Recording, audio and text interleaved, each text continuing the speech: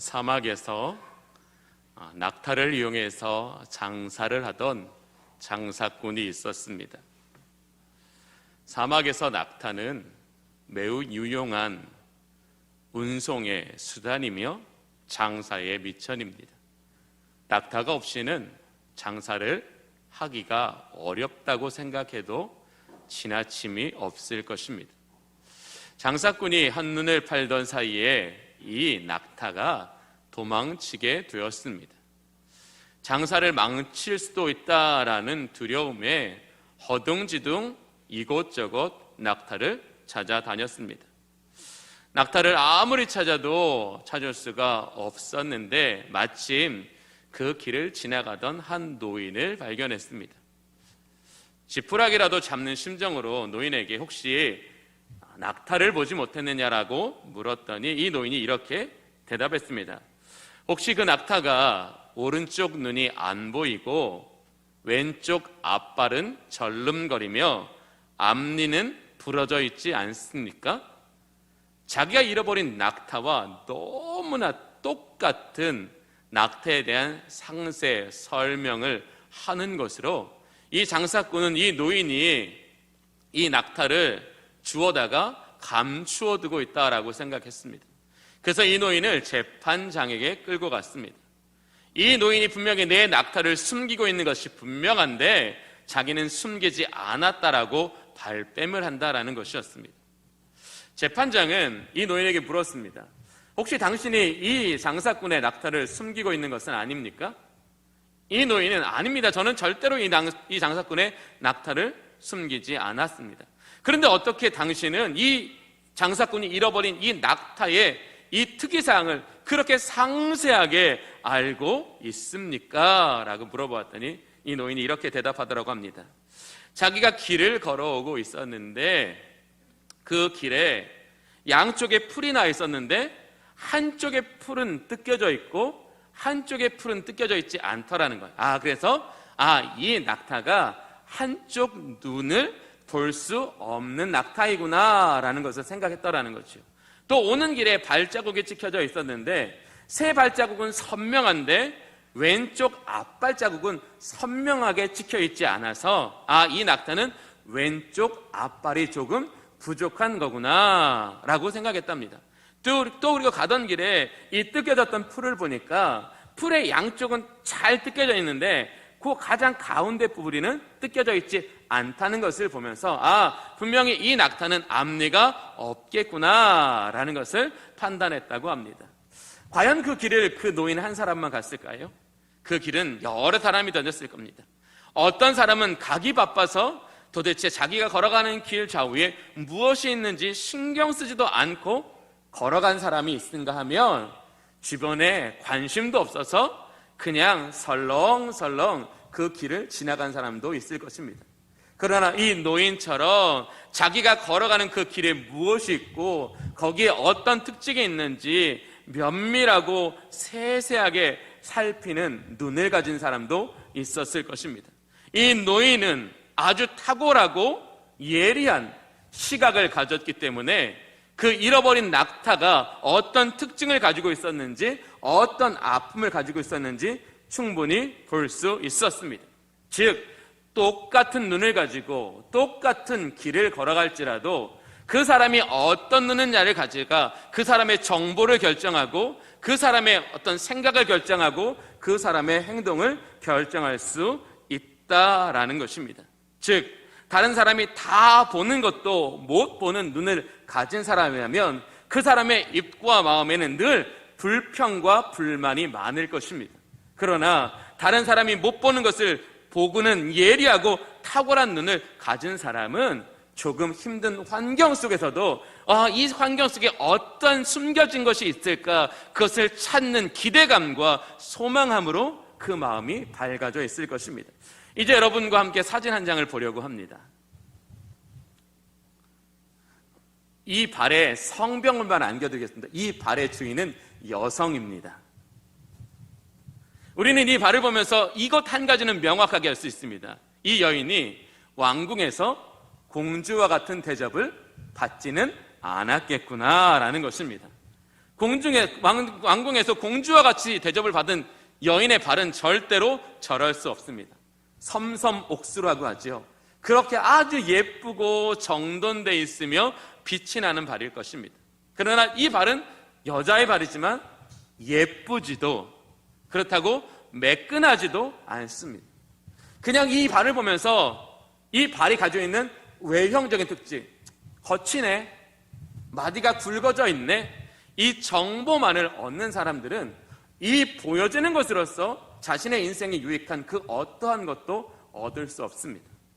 그러나 저 발을 보면서 저 여인은 참 거친 인생을 살았지만 그 거친 인생 중에도 많은 노력을 한 사람이겠구나.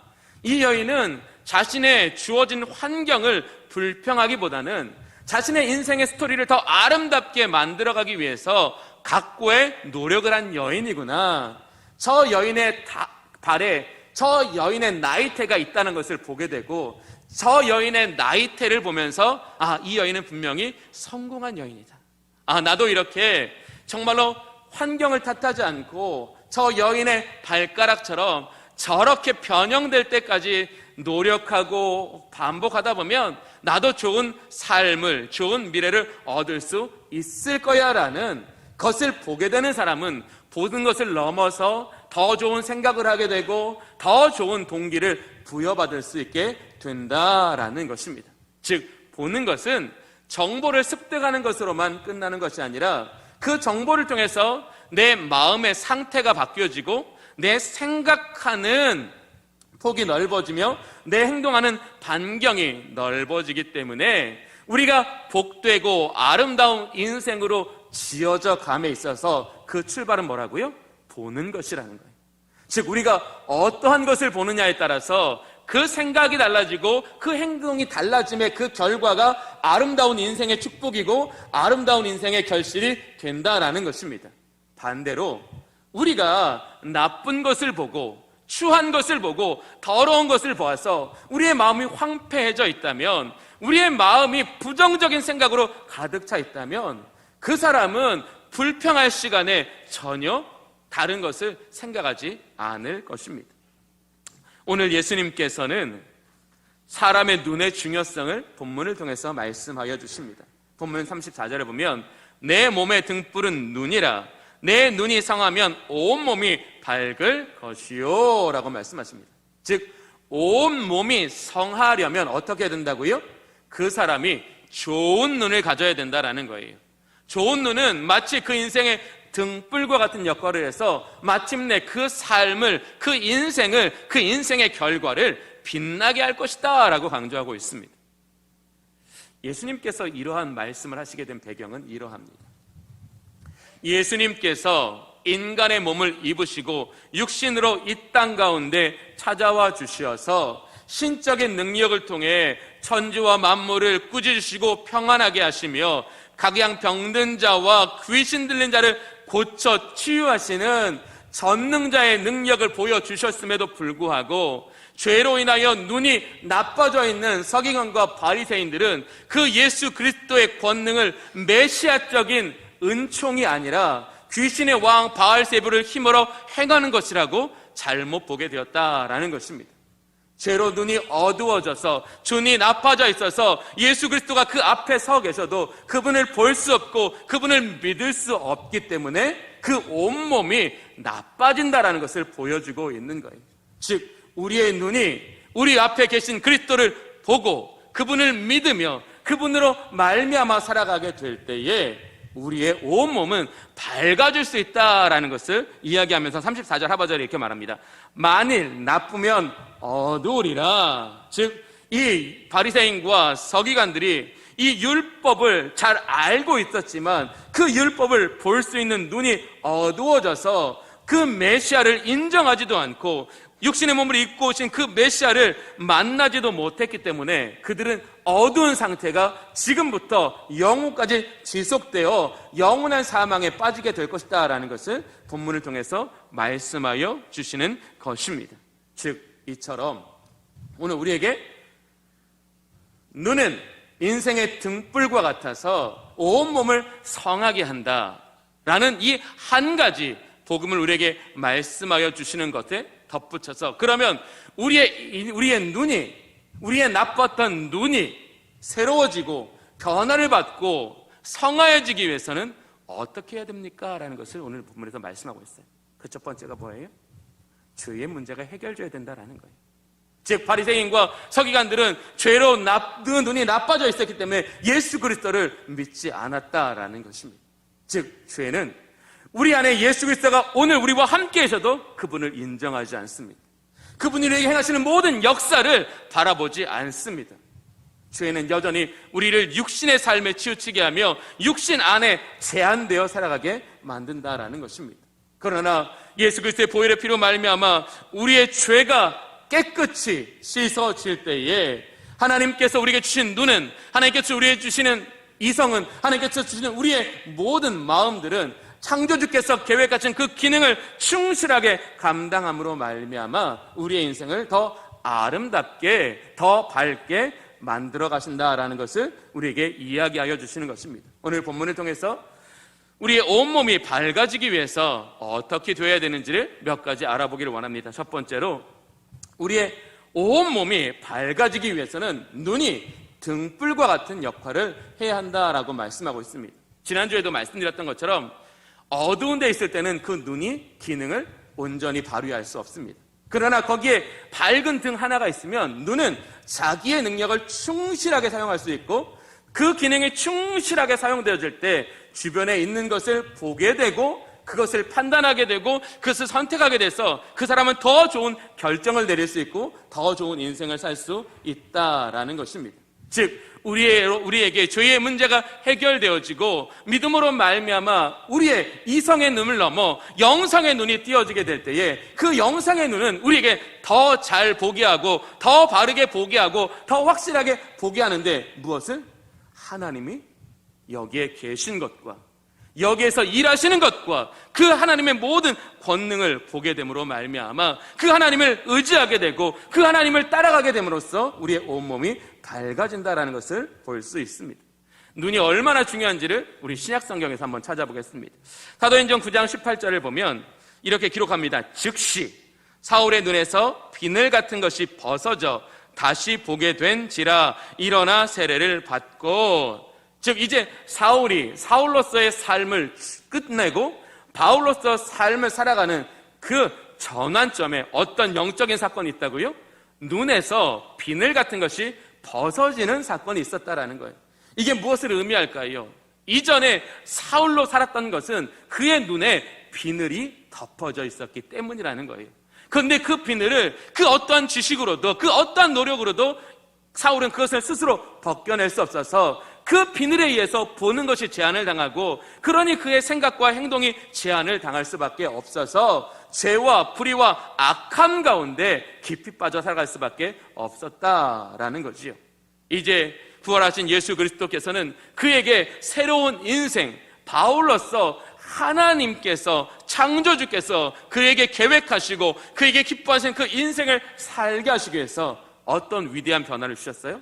눈에서 비늘이 벗겨져서 이제는 보지 못했던 것들을 보게 하여 주시는 하나님의 은혜가 있게 하셨다는 거죠. 이전에 보던 것과 그것을 다르게 보는 차별화된 시각을 열어주셨다라는 것입니다. 그가 눈에 비늘이 덮어져 있었을 때 바울의 눈에 약자는 어떤 사람이었을까요? 자신의 성공의 수단이었어요.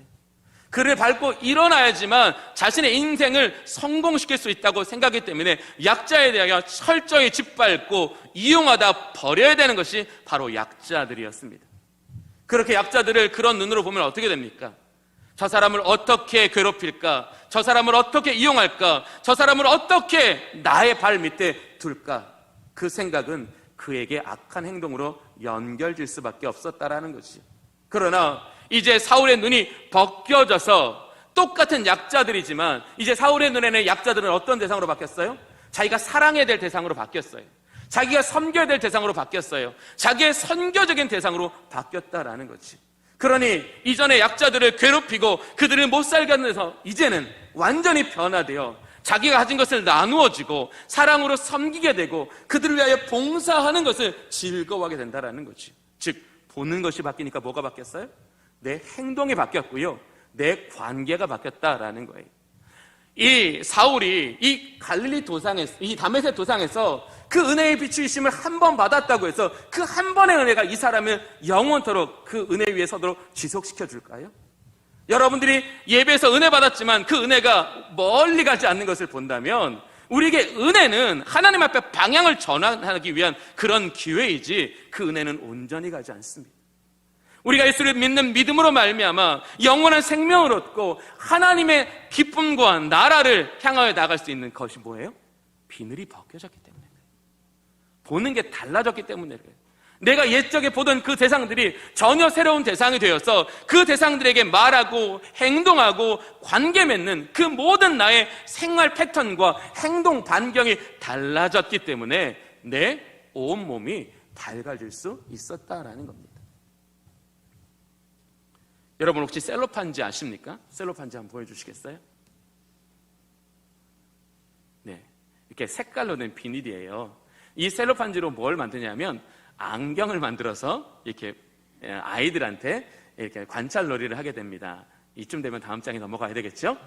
네, 이렇게 예쁜 안경에 파란색 셀로판지를 붙이고 노란색 셀로판지를 붙이고 빨간색 셀로판지를 봅니다. 지금 여러분 눈앞에 어떤 색깔이 있죠? 총천연색이 여러분의 눈앞에 있죠? 네, 그런데 저 딱 파란색 안경을 쓰면 어떻게 될까요? 온통 파란색으로밖에 안 보입니다. 빨간색을 쓰면 온통 빨간색밖에 안 보입니다. 죄의 안경을 쓰면 어떻게 될까요? 이 세상은 불의하고 어두우며 더럽고, 그래서 이 세상에서 살아남으려면 성공해야 되고 다른 사람 위에 높이 세워져 있어야 된다.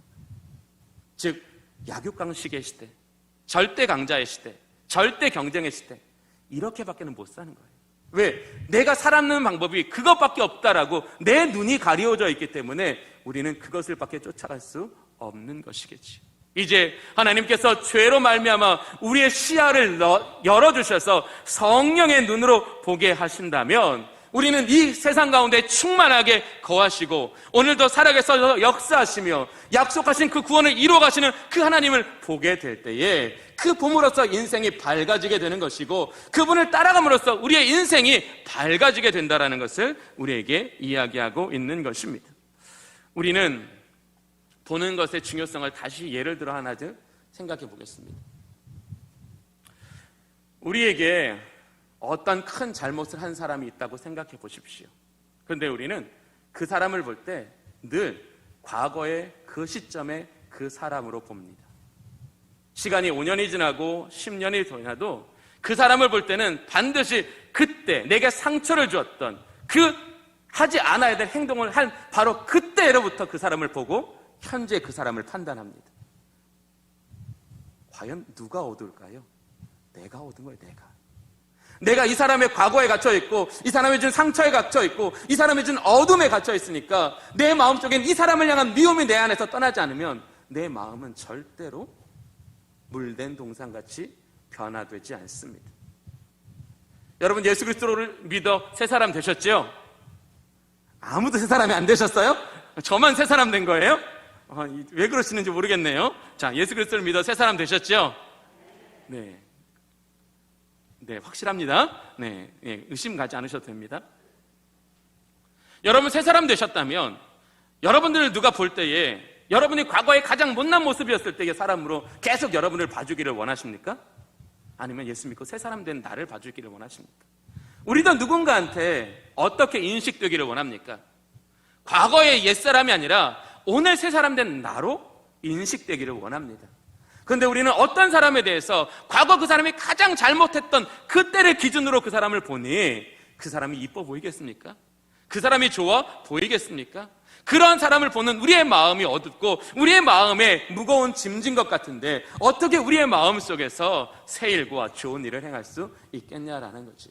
여러분 혹시 김창옥이라는 이름을 들어보신 적 있습니까? 유명한 스타 강사지요. 이 김창옥 씨가 그의 그 강의에서 이런 얘기했어요. 남자는, 제가 분명 여자라고 하지 않았습니다. 남자는 예쁜 여자를 보면, 사랑스러운 여자를 보면 보는 것만으로도 머리에서 도파민이라는 물질이 생성이 된대요. 이 도파민이라는 물질은 환각 물질인데 그러니까 이 사람보다 더 예쁘게 보여지게 한다는 거죠. 그 사람의 실제보다 훨씬 예뻐 보게 하는 그런 환각 물질이 난다고 합니다.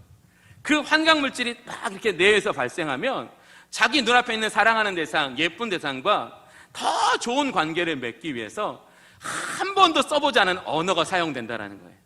좋은 말, 고운 말, 그 사람의 마음을 끌 수 있는 말이 할 수 있게 된다는 거예요. 훈련되지 않았음에도 불구하고 머리에서 도파민만 분출이 돼도 평소에 쓰지 않았던 예쁜 말들이 마구 쏟아져 나온다는 거예요.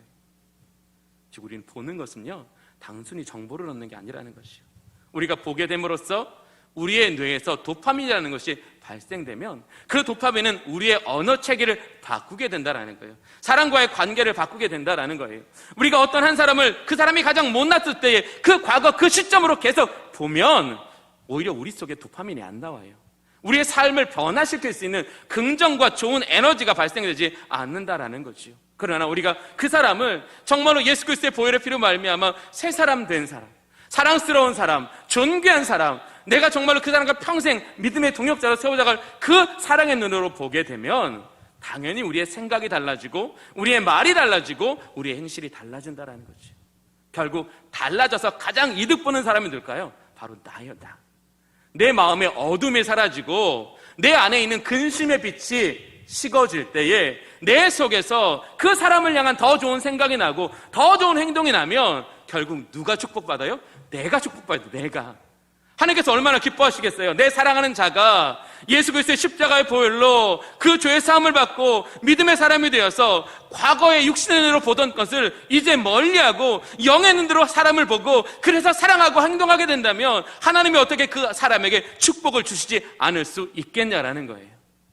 그게 하나님의 방법이에요. 하나님께서 저와 여러분에게 예수 믿은 이후에 정말로 풍성한 열매를 맺고 하나님의 기쁨 되어 살아가게 하시는 것은 감정적 은혜가 아니라 우리의 시각을 바꿔주시는 거예요. 여러분, 시각이 바뀌어져 있습니까? 예수 그리스도를 믿은 이후에도 여전히 내 시각이 바뀌어지지 않아서 여러분의 몸이, 여러분의 마음이 어두워 있지 않냐라는 겁니다. 하나님은 성령을 여러분에게 선물로 주셨습니다. 성령은 여러분에게 영의 눈을 열어 주십니다. 영의 눈은 하나님의 보이지 않는 영역까지도 보게 하시고 그것을 신뢰하게 하여 주십니다. 그것을 믿고 따라가는 자들에게 성령은 그에게 현실의 기적을 보여주시는 거예요. 성령이 뭘 한다고요? 현실의 기적을 보여주시는 거예요. 누구에게? 믿는 자에게. 믿는 자의 그 믿음이 현실되게 하시는 게 성령의 능력이라는 거지요. 그렇게 성령은 오늘도 그 능력을 기뻐 행하시기를 원하신다라는 거예요. 왜? 성령의 능력이 이 땅 가운데 더 충만하게 임하시면 더 많은 사람이 그것을 보게 되고 그것을 믿게 되고 그것을 따르게 되면 결코 어둠에 속하지 않을 거기 때문에. 그것을 보는 자들마다 계속 어둠에 있을까요? 빛으로 나올까요? 당연히 빛으로 나오지요. 당연히 빛으로 나오게 하시는 그 하나님의 일을 성령께서 안 하실 리가 있겠습니까? 당연히 하시지요. 당연히 성령께서 하시는 그 일을 우리가 신뢰하는 그 순간 우리는 믿음의 눈으로 보아야 한다는 것이 우리 마음속에 결단되어지는 것입니다. 이 날카로운 상상력 연구소의 소장으로 일하시는 김용섭 씨라는 분이 실력보다 안목이다라는 책에서 사람이 갖추어야 될 4가지 안목에 대해서 이야기하신 적이 있어요. 첫 번째가 킨사이트라는 것으로 꽁꽁 숨겨져 있는 것도 찾아내서 볼 수 있는 안목이라고 말씀하고 있어요. 즉 성령을 받은 성도들은 성령의 눈이 열려져서 하나님께서 우리 각 사람의 인생에 숨겨놓으신 하나님의 깊으신 뜻을 발견해야 한다라는 거예요. 그런데 그 깊으신 뜻이 누구로부터? 내가 원수 삼았던 대상이 사랑의 대상으로 바뀌는 순간 그 하나님의 놀라운 깨달음과 열림이 우리에게 임하시고 그것을 통해서 하나님께서 왜 내게 이 사람을 만나게 하셨는가? 왜 이 사람을 통해서 나를 깊은 상처에 두셨고 그 상처 속에서 나를 회복하여 하나님의 깊으신 뜻 가운데로 나아가게 하셨는가? 그 하나님을 발견하게 된다는 거죠. 두 번째는 크로스사이트라는 건데요, 단서가 전혀 드러나지 않는 것들을 엮어 붙여 그 속에서 숨겨진 놀라운 연결고리를 찾아내는 안목을 이야기합니다. 여러분, 우리는 인생을 통합할 능력이 없습니다. 그러나 여러분이 살아온 그 인생의 고비고비, 그 고비고비마다 하나님은 모든 것으로 여러분과 함께하여 주셨습니다. 여러분이 넘어지지 않은 건요, 여러분 의지 때문이 아니에요. 하나님이 여러분을 붙잡고 계셨기 때문이에요.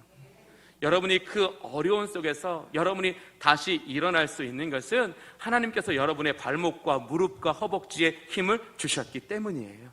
그 모든 일으키심을 통해서 저와 여러분에게 하나님은 하나님을 믿고 그분을 신뢰하는 삶이야말로 일어서는 삶이고 부흥되는 삶이라는 것을 보여주신 건데, 참 사람이 그것만 잘 따라하면 얼마나 좋겠어요. 그렇죠?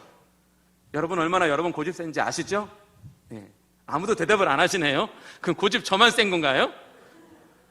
제가 신방 가서 이야기 듣다 보면 참 고집이 세시구나 이런 거 되게 많이 들었는데, 제가 신방 가서 만났던 분들 한 분도 안 계시고 전혀 새로운 교인이 와 계신가 봐요. 우리 되게 고집 세거든요. 근데 그 고집이 안 꺾이면 우리가 하나님을 따라가는 게 너무나 어려우니까 성령이 우리를 꺾으시는 거예요. 우리는 그것을 고난이라고 말하지요. 그러나 그 고난에는 하나님께서 주신 연결고리가 있습니다. 그 연결고리는 하나님이 목적하시는 것, 그 방향을 향하고 있지요. 성령은 그것을 보게 하여 주시는 거예요. 하나님, 내 인생이 정말로 그냥 온갖 시련의 잡동사니 구렁텅이가 아니라 그 속에 하나님의 은혜의 연결고리가 있어서 그 연결고리가 나를 묶어 하나님의 방향을 향하게 하여 주시는구나. 이것이 성령을 통해 깨달아지는 인생에게 하나님께서 놀라우신 섭리로 그를 도와주신다는 것. 세 번째가 뭐냐면 포사이트라는 건데요, 아직 다가오지 않은 미래를 예측하고 구체화할 수 있는 안목. 바로 이것이 성령을 주신 목적이지요. 즉 오늘 우리는 오늘을 살지만 어디를 살아요? 미래를 삽니다. 이제 우리에게 다시 오셔서 우리를 천사장과 후령의 나팔소리로 영원한 천국에 들어가게 하실 그 하나님의 나라를 바라보며 살아가고 있다라는 거지요. 그 하나님의 나라를 보게 하지 않으셨다면 우리가 죄의 늪에서 빠져나올 수 있었을까요? 그 하나님의 나라가 우리의 마음속에 있게 하지 않으셨다면 우리가 다른 것을 볼 수 있었을까요? 믿음은 바로 그것을 말하는 거예요.